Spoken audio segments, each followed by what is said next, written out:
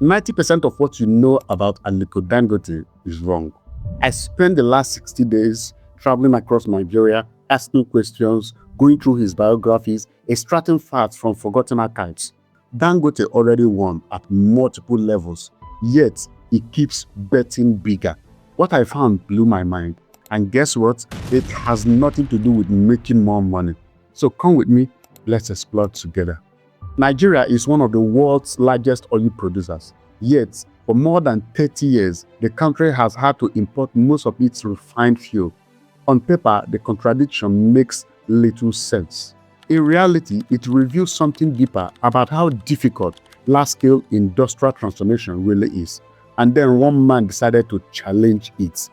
Let's talk about how you made this amount of money, which is by far the largest amount of money that any individual has in Africa. You came from a wealthy family or not a wealthy family? I came from a wealthy family. Aliko Dangote, Africa's richest industrialist, did not just build another factory. He spent nearly a decade and over $19 billion constructing what would become the world's largest single-train oil refinery. A project so ambitious that many observers quietly doubted it would ever be completed. But here's the real question. Why would someone who had already built Africa's largest cement empire, who had already dominated multiple commodity markets, who was already worth tens of billions of dollars, keep betting bigger? This was never about making more money, because when you look closer at Dangote's career, a pattern begins to emerge. One defined not by opportunism, but by something far more deliberate: control, scale, and long-term industrial dominance. To understand how Africa's most powerful business empire was built, you have to start much earlier, before the refineries, before the cement plants, and before the billions. You have to start with the mindset of a young trader who was already thinking like an industrialist. Aliko Dangote's business story did not begin with massive factories or billion-dollar infrastructure projects. It began in 1977, when he founded what would become the Dangote Group as a relatively straightforward commodity trading firm. At the time, the strategy was simple and highly practical. The company focused on importing basic consumer goods, sugar, salt, and other essential food products into the Nigerian market. It was a classic trading play: identify demand gaps, move product efficiently, and scale distribution. But even in these early years, there were signs that Dangote was thinking differently from typical commodity merchants. Most traders are fundamentally opportunistic. They profit from price differences, market timing, and volume. The model can be extremely lucrative, but it rarely builds long-term industrial power. Traders move products, industrialists control production. And at some point in the 1990s, Dangote made a pivotal mental shift that would redefine his entire trajectory. Instead of remaining a high-volume importer, he began moving aggressively upstream into manufacturing. This decision cannot be overstated. Manufacturing is slower, it is capital-intensive, it carries significantly more operational risk, but it offers something traders never fully achieve: structural control. Over time, this shift culminated in the rise of Dangote Cement, which would grow into the largest cement producer on the African continent, with a production capacity of roughly 48.6 million metric tons per year across multiple countries. From a purely financial perspective, the move was bold. From a psychological perspective, it was revealing. Dangote was not optimizing for quick arbitrage wins. He was positioning for long-term industrial dominance. In his words, you have to dream big to become big.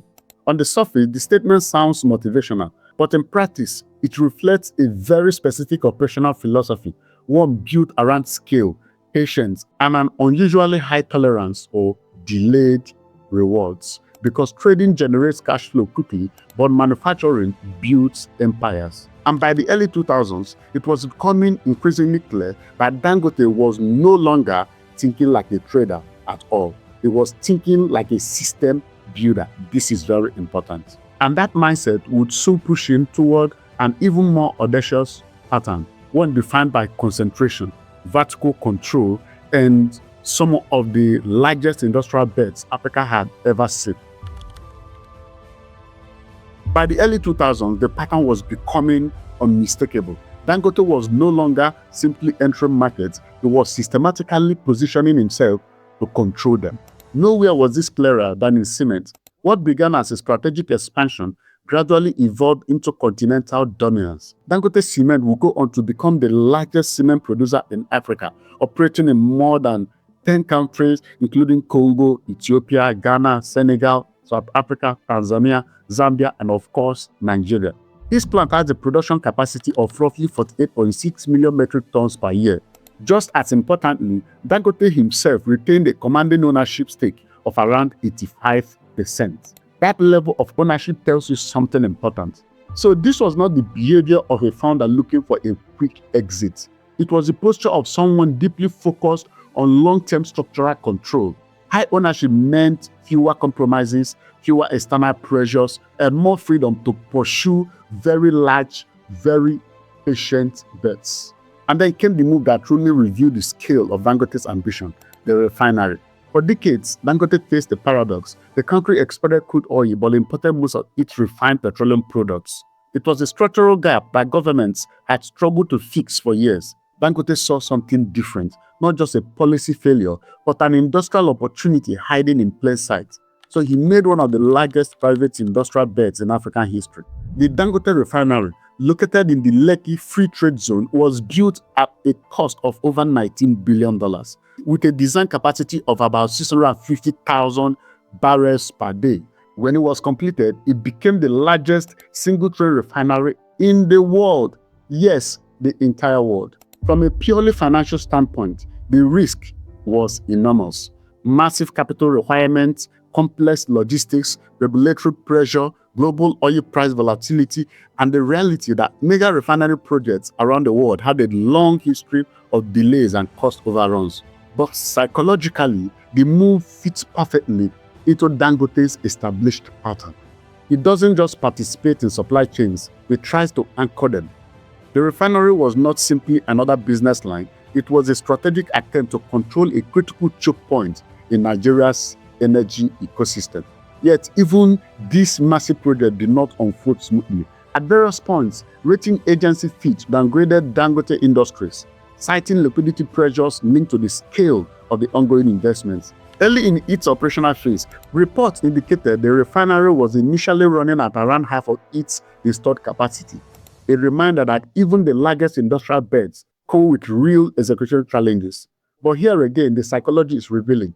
There was no visible retreat, no dramatic pullback from the broader industrial strategy. If anything, Dangote signaled plans to eventually expand refining capacity even further, potentially toward 1.4 million barrels per day. And that raises a deeper question. What kind of business mindset keeps scaling even after reaching continental dominance? Because by this point, Dangote was no longer just building companies, he was reinforcing an industrial system. And the pattern behind that system reveals something even more fascinating about how he thinks. By now, a clear pattern has emerged when it comes to how Dangote operates. Across cement, sugar, fertilizer, and now refining, Dangote has repeatedly focused on one category of business: heavy industry. These are not fast-moving consumer apps. They are not asset-light platforms. They are capital-intensive, infrastructure-heavy sectors that require patience, scale, and long-term investment horizons. That concentration is not accidental. Most billionaires diversify widely to spread risk. Dangote, by contrast, has consistently doubled down on industries that sit at the foundation of economic systems: construction, food processing, and energy. Each one touches national development at scale. Psychologically, this points to a very specific operating philosophy. Dangote appears drawn to businesses that become difficult to replace once established. Cement plants, fertilizer facilities, and refineries are not easily disrupted by new entrants. They create durable competitive moats. So the story of Dangote's empire is not a finished one. It is still unfolding. Because the real question is no longer whether Aliko Dangote built one of the most powerful industrial empires in Africa. The real question is how far this relentless psychological pattern is willing to go, and what it ultimately builds next.